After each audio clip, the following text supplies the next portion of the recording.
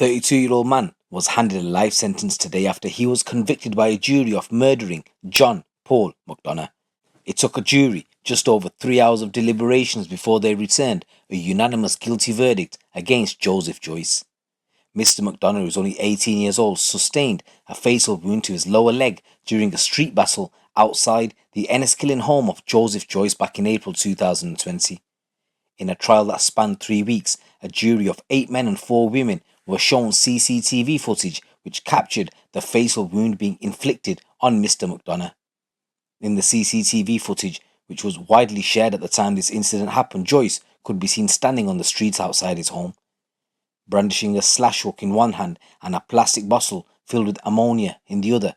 The footage captured Joyce engaging in what the Crown described as a street battle against brothers Gerard, John and Jimmy McDonagh.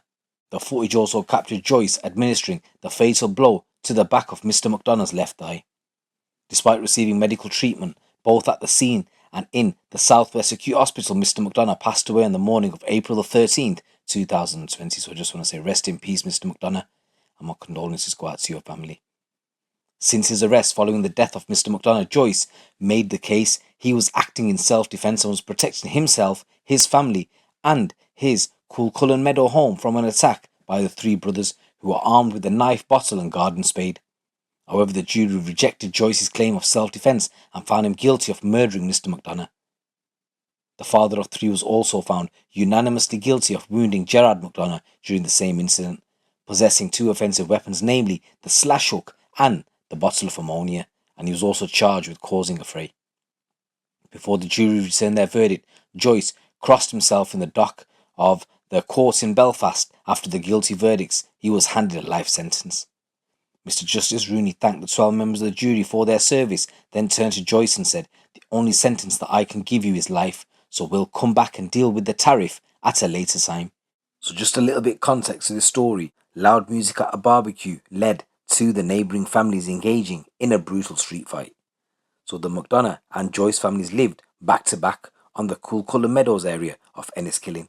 And in April 2020, McDonagh brothers went to Joyce's house armed with a spade, a hoe and a knife. Joe Joyce had that weapon that we mentioned and a bottle of ammonia liquid, and the jury was told a full-scale battle ensued. So in the prosecution's closing speech, they stated Joe Joyce and the McDonaghs had willingly engaged in a terrifying and unlawful street fight. The prosecutor told the jury, Mr. Joyce fought like a gladiator. He was swinging his weapon in the direction of the McDonaghs. He was running at the McDonaghs, and at the point where he thought he had the upper hand, he raised his hands in victory. I just want to say rest in peace, Mr. McDonagh, and my condolences go out to your family. It's your boy GT. Keep it locked, keep it real.